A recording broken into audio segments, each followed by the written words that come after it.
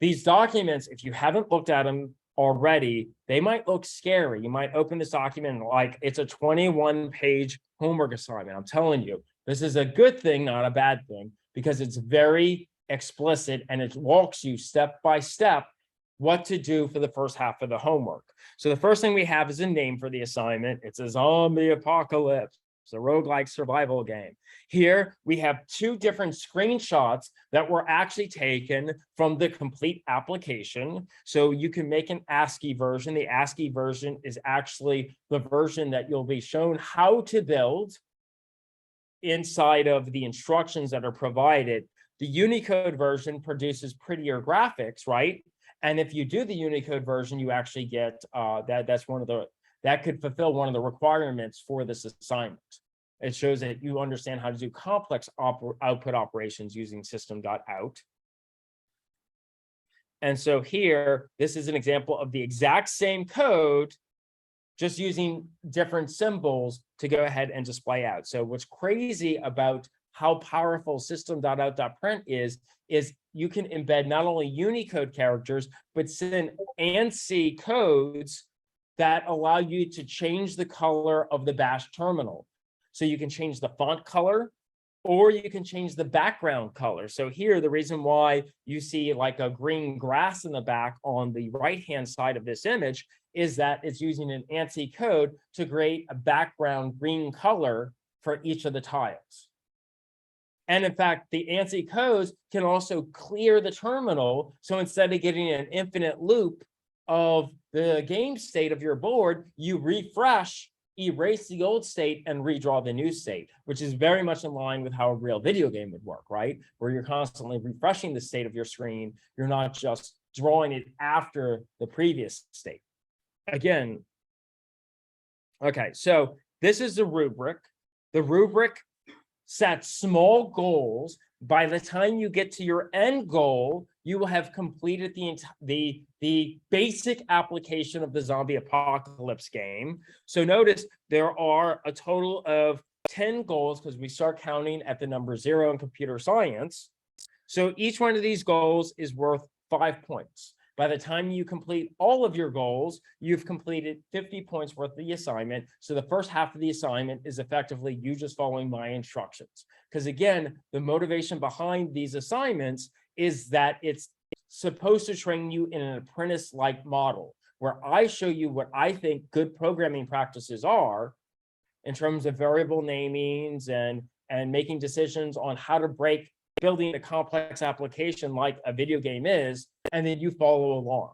But then that's only half of the story. Once I show you how to do something in an apprentice-like model, you have to then show me you understood what I showed you and perform it yourself. You have to add to it. And so the other half of the assignment is you add features to this game, your own features. I give you a list of options at the end that you might decide to select to implement, but feel free to make whatever decisions you want. Don't feel that you're trapped within my recommendations. I want you to leverage creativity. I want you to make these assignments your own. The goal here is by having open-ended assignments like this, it allows you to be creative, but it also allows you to start building portfolio pieces early on, even in the first programming class. That way, everyone's game is different. It's something that you had a part in designing. I designed the first half, you get to design the second half of it. Okay, so the rubric here kind of shows you what each of the goals are, followed by the amount of points that they're worth. So again, doing this initial part is only worth half. So you still don't get a passing grade. You have to, by completing the step-by-steps, you have to put forth and add to it to actually complete the homework assignment. So a quick overview. This again shows you, this is the apprentice style show then do approach. That's what I just explained. Students are first shown the core concepts along with good coding practices by walking step by step through the iterative design process of a complete application. Afterwards, students are challenged to improve the application by adding features of their own design into the code base. Custom features must use concepts from the learning objectives for credit. And so again, these learning objectives are the ones that I explained earlier. It's this idea of data modeling. It's this idea of algorithm design. It's the concept of top-down stepwise refinement. So this iterative design process. the idea that we want to test what we create, so a test-driven development, and the fact that our code is incredibly readable so that we create what's called self-documented code. And of course, the programming practices that we're going to be evaluating, that you're really illustrating that you have a competency for, that I'm looking for. So again, these are all the learning objectives I want you to show me that you know how to do, the processing operations in order to change the state of our data in meaningful ways, repetition operations so that we can repeatedly perform or execute a block of code until we hit some kind of breaking condition, and selection operations where we determine what block from many blocks or a couple of blocks to actually execute. And then we have our specifications on what is a roguelike game. This just gives you some background information on what we're actually building. So like common attributes for a roguelike game is that it's turn-based, it's grid-based, where you can move up, down, left, right, that you have some kind of permanent failure that is usually procedurally generated, that there's kind of random outcomes, blah, blah, blah. This isn't necessarily super important, it just gives you ideas so that as you evolve your game, you know what kind of features that would normally be found in this genre. We talked a lot about data modeling already, but I give descriptors. Again, this homework in and of itself is very verbose, so it doesn't leave anything out. Here we actually define what our data models are. We have our world, which is effectively 2D space.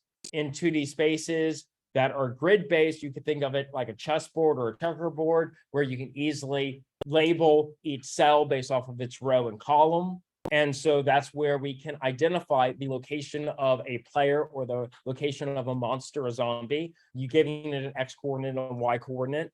We'll have a player's data attributes. And notice here on the right-hand attribute, I'm actually defining how we're going to model each one of these things that we have, each one of these objects that we have in our game world.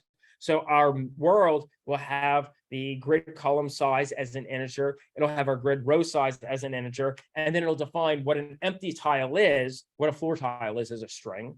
Then we'll have a player, which we'll define as having a X position and Y position, so we know where in the world our player is. And again, we'll identify our player using a specific kind of character, like a string character, to represent it distinct from the empty cells. We'll have a zombie, which will have its own X and Y position, and then we'll give it a tile that will be represented as a string. We'll have an exit. So here our goal is, you're the player, you're going to start at some coordinate in the world. You have to traverse to the exit to win the game. And if a zombie touches you, then you die. So there's a win condition and a lose condition. So again, the exit will have a X position, it'll have a Y position, and it'll have a tile that's represented as a string. And the X position, Y position will be represented as integers. And then finally, we'll have our scanner that will be able to grab the input from the player. Based off of the input from the player, we'll make a decision on how we move our player for each turn. Okay, is there any questions up to this, or does this much of it make sense? So notice the first thing we start doing before we start implementing anything is we start defining our data model. The same thing we've been doing before, but our data model here is a little bit more complex than the other algorithms or the other applications we've been building, right? Because each entity, each object has more than one attribute. So once we're clear there, then we're going to start with our goal 0, which is going to be our top level pseudocode. So notice each one of my goal represents what do I want to achieve for this step of my software development process. So one thing I never want to do is go into trying to build an application all at once, because the complexity is going to be too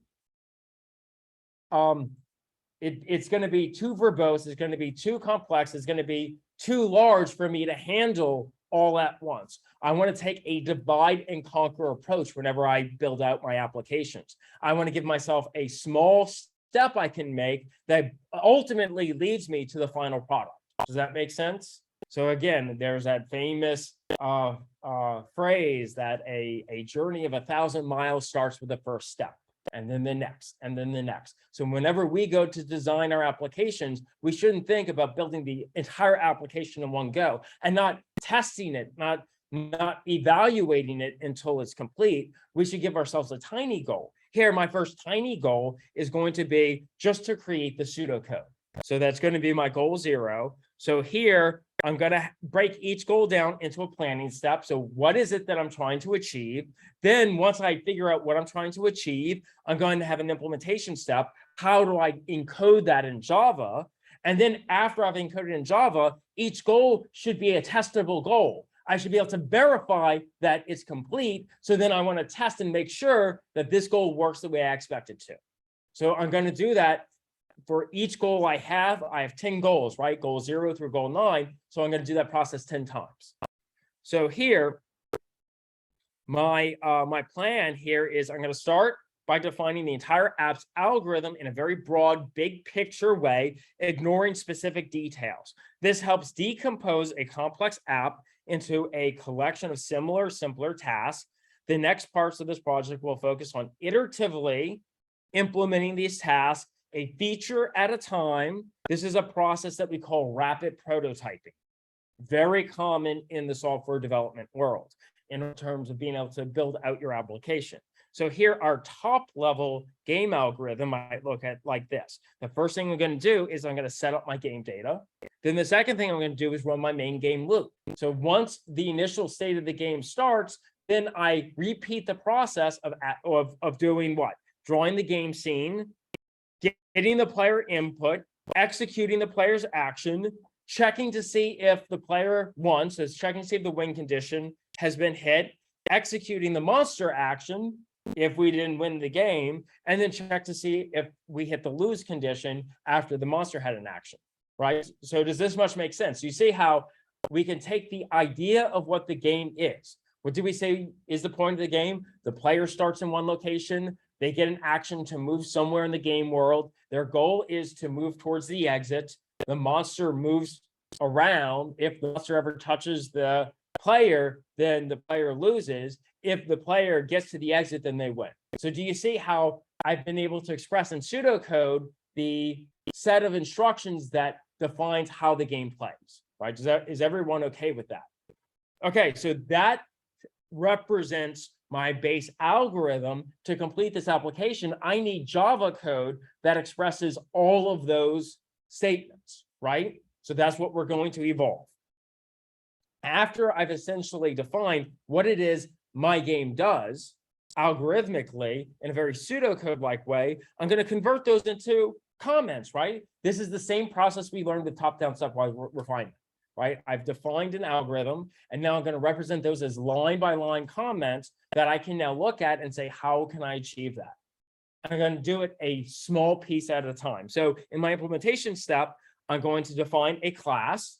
I'm going to define a method, because all of my statements have to go in methods. All my methods have to go into a class. And then I'm going to put my comments that represent the algorithm. Then I'm going to test to make sure I can compile and run. Up to this point, there is no code that's actually implemented, so it shouldn't do anything. But if I get an error, that means I have some kind of syntax error. So I'm going to resolve that now. I want to make sure I can compile this code before I move to the next goal. So always make sure on each of these test phases that you can compile your code and that the output is similar to the output that's provided in the instructions. So now I would then move to goal 1 after I completed goal 0. If I compile my code and it executes. Now my goal 1, I'm going to give myself a new task. And when I accomplish this task, then I move to my new goal. So here, my goal, and I look at little goals at a time, right? So I'm supposed to be able to create this game world that's going to have a player, it's going to have zombies, and it's going to have an exit. But before I can do any of that, let's see if I can just define and draw the game world, draw and define the grid. That's going to be the little goal that's going to bring me one step closer to building out a complete application. So I'm going to make a plan for this. How can I define and draw a grid? Well, let's focus on drawing an empty game grid. The data required for modeling a grid is the number of rows in the grid, the number of columns in the grid, and the floor tile graphic. So here, I'm going to give you my pseudocode. So for each number of rows and for each number of columns, I'm going to print the floor tile, right? And then after I print a series, a row, I'm going to do a new line character so that the next row appears under it, and then a new line character so the next column of the next row appears under that. So does everyone understand the pseudocode of my logic for drawing a game scene? Well, once we understand that, and again, while you're walking through this lab, make sure you understand what each pseudocode is doing and what the Java code corresponding it is. Like, I don't want you just to copy and paste this. I want you to fundamentally understand what's happening, what motivated each step along the way. So here I show you the implementation, right? And notice what you see here when it says the comment set of game data, we're going to be adding this to our pre-existing class. So the code in yellow is new code on where it goes in your pre-existing code file, right? So one of the most common mistakes I see people do on this first homework when they're following my instructions is they keep copy and pasting the same code over and over, and you're going to get all sorts of errors. What you're doing is you're editing on top of what you did last goal. Does that make sense? So the new code you're adding on top of the old code is highlighted yellow. The old code is not highlighted at all. So that means this set of game data already exists because it's not highlighted yellow. And in fact, if I go up to my original code here, I could see there's a set of game data here. So what this means is underneath that comment, we're going to add the yellow code. So we're going to add in this column size is assigned 10. We're going to add in this row size is assigned 10, and we're going to add in this floor tile is assigned a period, then space string. Okay, so that's our first step where we initialize the world grid data attributes. The second step for this goal is to create a double for loop that allows me to draw my rows and my columns. So here you could see I have a double for loop, one to be able to draw the rows, the other to draw the columns. And inside of the double for loop, I'm going to go ahead and print out the floor tile. Again, this follows step in step with my planning step, with my pseudocode. So again, I'm just following the top-down stepwise refinement. And once I have my pseudocode, I just match the Java statements next to that. And here I have my line-by-line concepts on the right. And then once I implemented that, I go to the test. I actually compile my Java code, and then I execute and I say, do I get this expected output? At this stage, you should do the same. Don't move on to the next goal until you know that this particular goal works. Because if you get an error, it's easier to catch the error and debug now than to wait until you get to the end of the assignment and get 100 different errors that might have started all the way in goal one. Because then it's going to be too hard to debug and figure out what went wrong. So catch them early. That's the entire point of this test-driven development, where we do a little bit, then test, we do a little bit, then test, then do a little, and we keep adding complexity. So we start with something simple until we build something complex. So once I get this, once I get my empty grid, I give myself a new goal. My second goal, I want to define and I want to draw the player. And again, my planning step talks about how I'm going to model that and define that inside of my game algorithm. So here, let's focus on drawing the player in the grid. The data required for modeling a player object is the player X position, the player Y position, and the player tile graphic. So then I give you the pseudocode on, well, really what we need to do is, while we're going through the for loop, doing the draw logic, instead of just drawing an empty tile for every instance, we want to see if the tile we're currently drawing is the same position as where the player's position is. And if it is the player's position, we're going to draw the player tile. And if it isn't the player's position, then we're going to draw an empty tile. So now you can see how we're making decisions in our draw logic on whether it's a player or floor. And then what we'll do is we're going to implement. Once we have an understanding of how it's going to work in pseudocode in a natural language, we're going to encode it in our Java program, our Java app. So I'm going to go into my setup game data. Again, the pre-existing code is not highlighted. So I'm going to go find that space inside of my application, inside of my class, and I'm going to add this new code after it. So I'm going to define a player location, player X, player Y. I'm going to put them at the 0, 0 position. And then I'm going to give a symbol that defines the player, the @ symbol. Then I'm going to go into my draw game scene logic that I had before, and I'm going to create a selection statement to determine whether I should be drawing a player tile or a floor tile. Now, once I do that, that's complete. So I'll go ahead and test this. I'll compile, I'll run, and this should be now the expected output of my game application. So if I get this, I can give myself a new goal to get myself one step closer to completing this game. The next goal is, okay, great. I can draw a game world. I can draw a player. Let's create a game loop that can repeatedly draw the game world state after state after state, so we can start updating the player's movement, so that we can start implementing user interactivity, and based off of what the user supplies to us, we can actually change the location of the player. Before we can do that, let's encode our logic into a loop so that we can have that looping process. So our plan here is the main game loop is responsible for repeatedly executing the events and actions for each turn of the game. The game loop is sentinel controlled, since the number of game turns depends on whether a win-loss condition occurs. Since the game loop continually repeats all of the actions for a single turn, all of the game logic for a full turn must be nested in the while loop. So here, once we've defined our logic on what determines our game loop, we can implement that. So here I'm going to create a new variable that's going to be my loop control variable. I'll call it game over, and I'll initialize it to false. Then I'm going to create a while loop, and I'm going to encapsulate everything I had before into my while loop. So long as the game is not over, I will do all of these actions: the draw action, the get player input action, the execute player action, the check win condition, the execute monster action, and the check lose condition. And then what I'll do is I'll test, I'll compile, I'll run, and what we should get is an infinite printout on our console that keeps redisplaying the same game world again and again and again and again. So now that we have a loop, if we go ahead and then query or prompt the player to give us an action, we can take that action, mutate the state of our player, and when the next time we print out the state of our game world, our players should draw in a different location. So our next goal, now that we have an infinite game loop, is to go ahead and update the state of our player. So here we're finally going to implement our input moves for our player.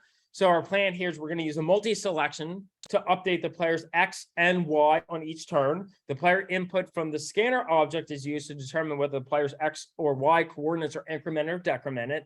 The player controls are W to move up, S to move down, A to move left, or D to move right, WASD controls. And just so you know, since this is a gridded world and each cell has a X and Y coordinate, you should understand that the 0, 0 position is in the top left-hand corner. That means moving up is a decrement on Y, moving down is an increment on Y, moving left is a decrement on X, moving right is an increment on X. So that defines how we can mutate position to move around in our world. That's our data model. That's how we're treating space as a quantitative data, and how we can use the arithmetic operations to mutate our locality inside of our world. So once we understand that, we go ahead and do our implementation. And again, we'll follow these instructions to be able to update our player state, and then we'll test and run. And when we do this, you should be able to input WSAD and actually watch as your player moves around. Right now, there's no update to the loop control variable. So if you want to terminate the game, you have to hit Control-C, right? You have to break that logic. The fifth goal, we're going to define and display the exit. This is very similar to what we were doing before. We will now create an exit X, exit Y, and an exit tile. We will add being able to display the exit into the draw logic. Then we will test and see if our exit appears. Then we'll test to see if we can break the game loop when we touch the exit. So here inside our check for win condition comment. So here the pseudocode is if the player coordinate and exit coordinates are the same, then we set game over to true. And we print a victory message. So now that we know what the pseudocode is, we'll go into our check game win, our win condition, and we'll implement that. Then we will test, move our players to the exit tile and see if the game doesn't stop running. Then if that works, we will define and draw a zombie. So we will create our zombie coordinates. We will draw our zombie inside the game scene where we define that logic. And then we will test that out and see if the zombie draws. Then we will randomly move the zombie. So here I have my pseudocode. Here we have a mini algorithm to execute our monster logic to randomly move around. The pseudocode is given here, and then the implementation is given here. Pretty much what's happening here is we randomly produce a number that's between 0 to 3. If the number is 0, then we will move the zombie to the right. If it's 1, then we move the zombie to the left. If it's 2, we move the zombie up. If it's 3, we move the zombie down. We compile that. We test to make sure the zombie moves around. Then we will define a game over condition. The game over condition here is if the player's coordinates are the same as the zombie coordinates, then we will set game over to true and print a fail message, a defeat message. We will put this statement under the lose condition, where we check to see if they're the same and set game over the loop control variable to true and then print out a message. We will test and see if that works. And that's the first half of the homework. After that, you're going to be tasked with adding your own custom features. Now, one feature that everyone has to add is you have to add rules to the algorithm that constrain the player to the level. In the initial implementation, the player can easily walk off the level and cheat. So constrain that, prevent the player from being able to exit the top, left, right, or boundaries of the world. And then after that, here are some options. Each is worth 10 points. For each that you implement beyond what you need to hit 100, it can count as bonus points. So you can go ahead and get over 100 points on this assignment if you keep adding features. Examples of features you can add to illustrate that you understand how this game logic works is to add more zombies, to add multiple levels, to add smarter zombies. So right now, zombies just randomly move, but if you can get the zombies to have patterns, or if you get the zombies to move directly towards the player, that's worth bonus points. To go ahead and add obstacles, where maybe like walls or whatnot, to have random place keys so that the exit isn't accessible until you get a key. And then once you get the key, then you can get the exit. That's a bonus point. That's worth, so that could be a feature you add to it. Adding weapons that allow you to kill the zombie if you have the weapon, as opposed to the zombie automatically killing you, can be a feature. Improving the graphics, so the default graphics are ASCII characters. If you upgrade it using Unicode characters, if you upgrade it using the ANSI code characters, and if you're not familiar with that, look them up. I'll show you right here. Oh, this is annoying.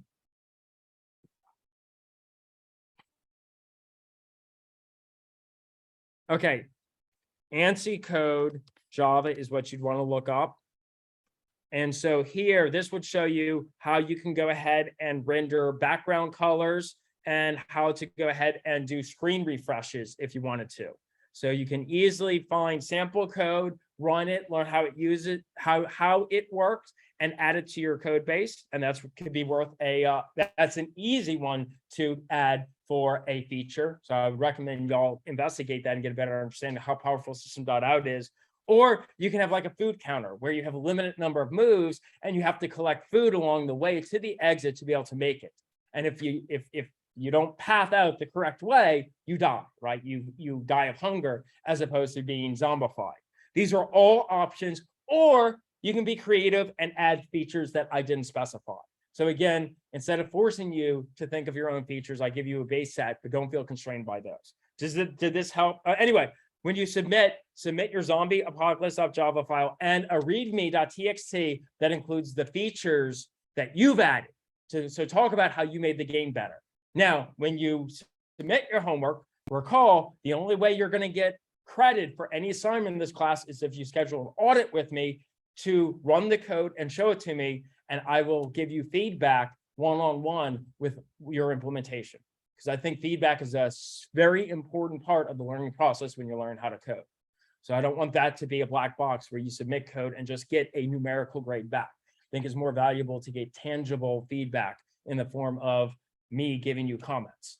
Okay, is there any questions? Did this help clear things up on how these homeworks are supposed to be delivered? So again, if you haven't started on it, start on it now, because notice it will take some time. Like the homeworks are much larger in scope than the labs, and that's on purpose. The labs are teaching you how to code on your own, of your own design. The labs are showing you how to build out larger applications, but it's kind of walking you through it. Okay, I am done with those comments. We will meet on Thursday and start Unit 2. I will make Unit 1 test available probably Thursday, which is going to be close to when the first homework is due. The Unit 1 test I'll probably make available between Thursday to Tuesday, so you'll have about 4 days to work on it. So you will have multiple days. I'll talk more about that when I do that on Thursday. Yeah, of course.